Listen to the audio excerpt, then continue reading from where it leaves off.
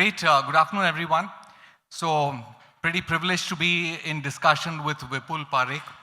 Vipul Parekh is not just a co-founder at Bigbasket, but he, along with people like V.S. Sudhakar, pretty much have scripted the retail story of India in the last 25 years. So Vipul's first venture was an online grocery company by name FabMall. FabMall was far ahead of its times, 2000, even prior to 2000. And this was when India didn't even have broadband.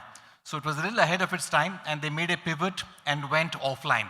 And they set up a chain of physical stores, which later on morphed into a chain called More that was acquired by Aditya Birla Group. More is something that all of you have heard about. And then came the Bigbasket journey. And in the first phase of online grocery, Bigbasket emerged as a leader, undisputed leader. So my first question to you, Vipul, is what did you get right? What made you the undisputed leader? There were so many players at that point of time. If you remember, you talked about the FabMall story. We got a lot of things wrong. And what we got wrong was we were way ahead of the market. And so when we went into doing online grocery, we'd already done a stint in offline grocery. So we had a good feel of what customers wanted. And I think we were very clear, and we had seen customers walk into stores, we had chatted with them, we had heard them talk about what they wanted, we had seen them shop around the store. So we had a good idea what the product that the customer was looking for. And the Indian customer was really looking for a product which was, give me everything that I want, anything that I want, from whether it comes from a vegetable vendor, whether it comes from a supermarket, whether it comes from a kirana. I want all of those products in one place. So I think that was the first thing. So if you look at why FabMall worked, the reason it worked was because we got it right. We got it right because we knew customers. We started with fresh fruits and vegetables, which a lot of people did not want to touch in online grocery at that point in time. Yeah. Because it's a very hard category. How do you source it, perishability, quality concerns, all of that. But we started with that. We took the hard call. The second thing, the call that we took, which was again based on consumer insight, is that customers wanted everything together. They were not interested in saying, if something's not available, it's okay, I'll go buy out of the nearby shop. Because that for a customer was not a pleasant experience. And to achieve that, what we did, and I think which led to success, was we carried all our own inventory. So therefore, we pioneered two things. We started selling fruits and vegetables. We had control over inventory. Because we had control over inventory, I think we just could deliver a far superior experience. To me, these were the two tangible factors which contributed to success in that journey.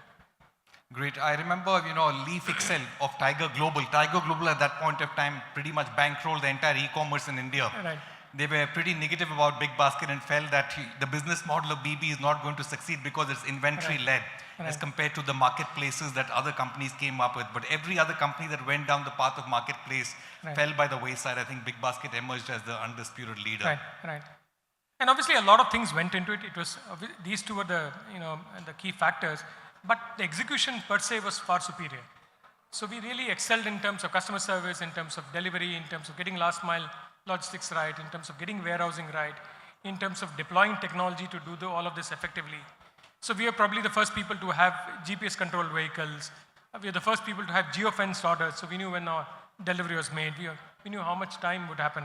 We used algorithms even then to route plan vehicles delivery. I think a lot of things contributed, but if you take the two top ones, they were probably this.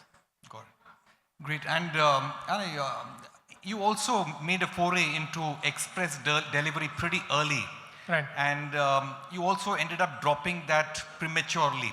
So what were some of the reasons why you went into express, dropped it? What were some of the lessons? Did you make some strategic errors? What were the lessons in all of that? No strategic error. I think we foresaw QC. I would like to think of that. Actually, we were experimenting with quick delivery, right? And this was way back in 2015, 2016 that we really. This was way back in 2015, 2016 that we were using, and we were trying to deliver in 1 hour. So the format was very similar to what is quick commerce today. We said we'll have dark stores. Dark stores will carry a limited assortment. That limited assortment will get delivered in 1 hour. And 1 hour was very quick in those days. Now it's too long. Yeah. And we said customers would get this delivery. And we realized very quickly that it didn't work. And it didn't work because of three things in hindsight. One, customers wanted the same price as you would get on the, let me say, the slotted delivery platform. Now, the problem with that was, this required, larger investments. So how do you recover investment? Unlike quick commerce today, where customers actually pay a premium compared to, let's say, an Amazon or a Flipkart or a Jio, this wasn't the case. So that was one issue. The second issue was there was no gig economy. There were no riders that we could actually hire who would come in and deliver. So as a result, what happened was that our cost of delivery was very, very high. So you had, today you run at 40, 45 rupees per order as cost of delivery. We used to run 145 rupees. Now, obviously, that makes the entire unit economics completely unworkable. So I think these two factors, and obviously, because customers wanted the entire, and on top of that, customers would complain. Now you don't deliver everything. I want everything in 1 hour. Now, this is the perennial problem between assortment and selection. And therefore, we decided it was too premature and we shut it down. But it was very interesting learning, and we keep thinking about it even today, saying, should we have actually just reject that and done something else at that point in time? Right. And once quick commerce came and 10 minutes became the norm, here too Bigbasket was a bit late in spotting the trend and entering the space. So was it a little late? How do you think about it? And yeah, I think we were early in spotting the opportunity. I remember talking to the Getter founder. Getter was one of the first quick commerce companies in the world, and they had launched in Turkey and then in London. And I remember speaking to him, I think about 4 years back now, 4.5 years back. And this was just when they had launched, and I was trying to understand how the economics work. So I think we spotted the opportunity early. We started about 2.5 years back, and maybe could have started 3 years back. In our case, I don't think it was an issue, it was a strategic error. It was more an issue that we were in the midst of an acquisition of a company in this space, and that didn't materialize. And we had high hopes it would go through. It was on the verge of getting done, and that cost us about 6 months. So I don't think it was an issue in terms of spotting the opportunity. yeah, I think we're just late to the party. got it. Great. But the party is still going on. Awesome. So is slotted delivery dead now? Right. Yes. And I mean it in the context that slotted delivery as it existed before. It will become a feature. You want at a predetermined time, you will get it, right? Or the one place where it might come back again, and in a different form and factor, is if you look at quick commerce, it's expanding beyond just groceries. Yeah. It's getting into all sorts of stuff. Now, if you tomorrow start delivering stuff which can't be delivered in 10 minutes, it is very convenient if you deliver it in a slot for a customer. So it might make its reappearance in a different form, but in the traditional slotted delivery format that we had, I think it's dead and buried. So let's explore this entire thing. Why does this quick commerce thing, 10-minute delivery, even work in a country like India? Because at one point of time, probably we all felt that 60 minutes is good enough. If you can get your grocery in 60 minutes, that's awesome. 10,000 SKU, 60 minutes is awesome. So what made it? What made 10 minutes so important for customers, and why is it even working? Yeah, I think let's look at the economic factors first, because unless it works, economics sometimes models come and go. The reason it works is that we have very high population density. I mean, India has, like China, as high a population density as China, right? Number one. Number two, our manpower costs are the lowest, far lower than China. So while it doesn't work in China, it works in India. And that's the difference, because people keep asking me, China's got the same population density, why doesn't it work? It doesn't work because manpower costs are very different. It's 1:7 ratio. So you can't make it work. The third reason it works is because organized retail in India is very nascent. There's very little organized retail. So your competition is only, to an organized player, quick commerce player, is essentially a DMart or a Reliance or a more, and they are few and far between. Grocery market is a very large market, and the penetration of organized retail in India is very, very low. So I think these are three reasons. But the way to think about quick commerce is that it's like a drug. Once you get hooked onto a drug, it's not easy to let go. And the reason it works, and this has been the biggest learning that we've had over the last 24, 36 months, is that when customers move to this service, they stop planning. And this is the easiest thing for customers to do. Grocery buying, you're buying the same products every time, most times, and you really don't want to step out, go to a store, spend time getting it billed, trying to select. these days, Gen Z and all of us don't even know what to buy. If you tell me which tinda to buy or which aloo to buy and which is better and which is not, I don't know. Yeah. So it's much easier for customer if somebody just packs it, delivers it, and delivers a great quality. And this removes friction completely. And with the rise of affluence, therefore, customers are willing to pay the premium. They're willing to pay for delivery. We have seen that in food delivery. They're willing to pay for surcharges, umbrella charge, rainfall charge, very hot day charge. It could be anything. And they're quite happy to pay that. Yeah. And so therefore, it's changed the economics of the model. And because customers are willing to pay, it's a virtuous cycle. So you can deliver it faster, and that makes it. And 10 minutes is, the reason 10 minutes came into being was because the early startups promised 10, and it just sort of became industry norm. I think 15 would have worked equally well. Effectively, most people deliver about 13 to 15 minutes, but it works very well. Just now deep diving a little bit into quick commerce. First of all, what are the critical success factors for Q-commerce to survive and sustain in the long term? I think operational efficiency is extremely critical, because if you can't deliver, consistently and with those time metrics, customers are not going to like you. Second, you need to have very high availability, which means your algorithms for predicting inventory, your availability at the stores, your supply chain and your supply chain algorithms, supply chain tech becomes very, very critical. I think these two are extremely critical. The supply chain tech defines how fast you can deliver, how fast you can pick, what assortment you should keep, how do you replenish it, what frequency you replenish it at. All of that makes a difference in terms of success in this business. In terms of economics for the company, 10 minutes versus 1 hour to 5 hours, how do the unit economics vary? See, what is the difference? What is the difference between 10 minutes, 1 hour, and let's say 5 hours? 5 hours. The difference is that your cost of delivery comes down as you go up. That's the only difference. The picking cost remains the same, assuming same size order. So you are able to club multiple orders. Now, if you look at what's happened in quick commerce, is because we have very short radius. You are able to deliver in a 1 kilometer radius because of population density. You are able to make the delivery in 10 minutes. So up and down, the guy manages 20-25 minutes. So half an hour, he roughly makes one order. So guy works 8 hours a day, he can deliver actually 16 orders. A lot of people deliver 20-25 orders a day. Now, therefore, average cost per order comes down to about 40-45 rupees. If you take a 5 hour, even if you bunch it together and put, let's say, multiple orders together, because of traveling time, your cost of delivery comes to about maybe 20-25 rupees. So it's not a significant drop, right? So therefore, and if the customer pays the differential, so if it costs you 25, if it's a 5 hour delivery, and costs you 45, if it's a 1 hour delivery, a 10-minute delivery, and the customer is willing to pay you 20 rupees more, you're home and dry. Which is exactly what's happening in quick commerce today. Customers are willing to pay that price. Got it. And eventually, what kind of assortment would quick commerce firms carry? For example, I remember that Bigbasket recently delivered an iPhone, and several other companies are doing electronic items. Are these just to catch people's attention and bring the brand into focus, or are they viable, these kind of SKUs? We are thinking of delivering cars in 10 minutes. I'm joking, don't take me seriously. But the fact is today that I think we are testing the boundaries of what can be delivered in 10 minutes. And I think, but if you look at the fundamental guardrails, what can you deliver in 10 minutes and what does the customer want to buy? How do you take this decision? This is based on two things. One is product velocity. Is it a fast-moving product? Groceries are a fast-moving product.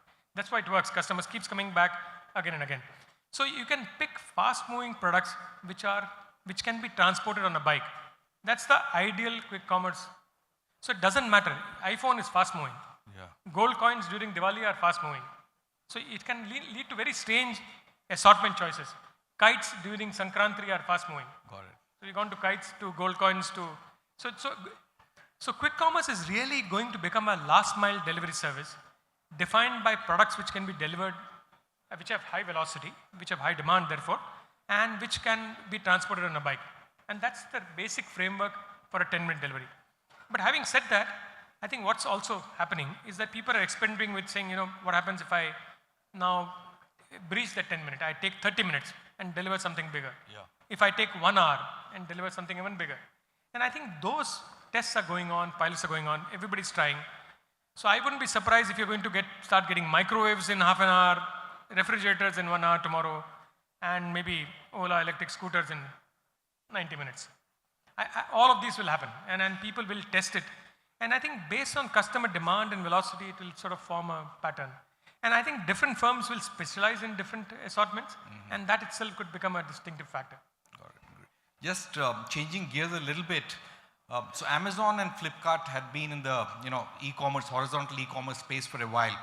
And from time to time, they've tried to make an entry into grocery and quick commerce, but have never really succeeded.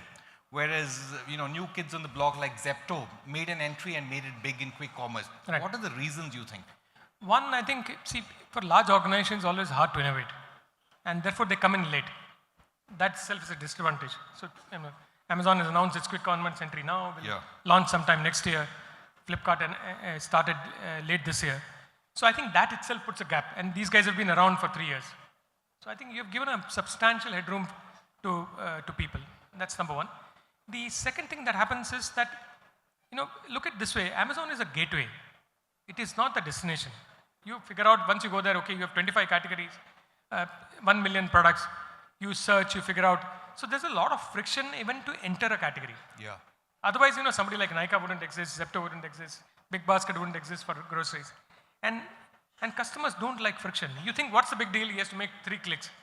But it's not about 3 clicks. The customer thinks, I have to figure out where I have to go. And that journey at the start itself, the customer looks at it and said, now I have to figure out where is grocery. In grocery, I have to figure out, will they deliver like Amazon or will they deliver like Zepto? Yeah. And I don't know what the pricing policy is. So there's a lot of friction and thinking in the customer's mind going on, and that stops people from adopting it with great rapidity. So just building on this a little bit, so 2 companies, Zomato and Swiggy are into both food as well as grocery. And therefore, if you download their app, you can do both. So why would anybody want to buy from any other platform? Actually, Zomato has chosen to keep it separate. Blinkit is a separate app. Separate app. Right? You can access it via the Zomato app, but nobody does. It's a separate app. I think verticalization, and they've done it very smartly. Instamart has gone the other way around. They've kept it together. And I think they've had a problem with that. I mean, they've lost market share maybe partly because of this conflict. Are you buying for food or are you buying for grocery? And I think this is a dilemma that a lot of people go through. As categories become vertical and you start becoming a super app, and in India, super apps have never worked. Yeah. Right? It's always, people don't want that friction of trying to figure it out. That ecosystem got built in China, it's not got built anywhere else. Yeah. And it's very difficult to do it anywhere else. If you just look at quick commerce as it evolves, so you have multiple players, 3 or 4 of them, and everybody is doing 10 minutes. So what is going to be a differentiator? Will there be enough market share for everyone? Would this be a 5-player market with reasonably equally distributed market share? Will some emerge ahead of the others? If you remember, at one point of time, tea was a product, but it quickly became a commodity. Right. And the way manufacturers began differentiating around the brand is about packaging and many other things, perception in the eyes of the customers. So how would these quick commerce companies create that kind of differentiations in the minds of the consumers? If you look at retail everywhere, and this is true, I mean, what's true for quick commerce is true for retail. Retail everywhere has always been multiple players. There's no, even if you take any large market, if you take Germany, Aldi Lidl, and it's only in value retail that you find, even in value retail, you find 2-3 players. In general purpose retail, and quick commerce is not value retail, you find multiple players. It's always been like that. And the reason for that is that it's a very large market. For any single person to dominate, it's very, very hard. So I think that's not going to happen. This is going to be a multiple player market. Whether it's going to be a 3-player market or the 6-player market, nobody knows at this point in time. So that's number one. The second thing, I think this market is very new. 50% of customers on quick commerce have come in the last 12 months. It's that new. Yes. So I think it's too early to figure out, and companies also learning, customers also learning. So I think this, figuring out what assortment will work, what brand will work, what delivery will work, I think a lot of this will evolve over the next couple of years. Will all of these companies be profitable? Will they be hugely profitable companies? For example, Infosys took 10 years to reach $100 million, which is 0.1 billion. And in terms of valuation, and Zomato reached in 10 years $13 billion of valuation. It's now 28, Swiggy is 13. So highly valued companies. Is the inherent value of these companies based on potential profitability really up there?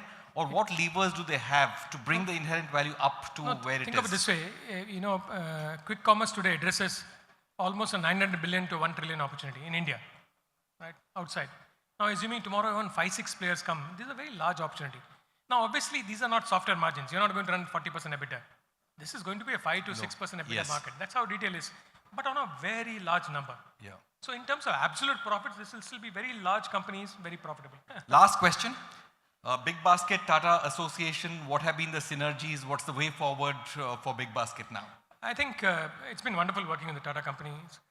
Very, very professional group, employee run, amazing culture, amazing brand.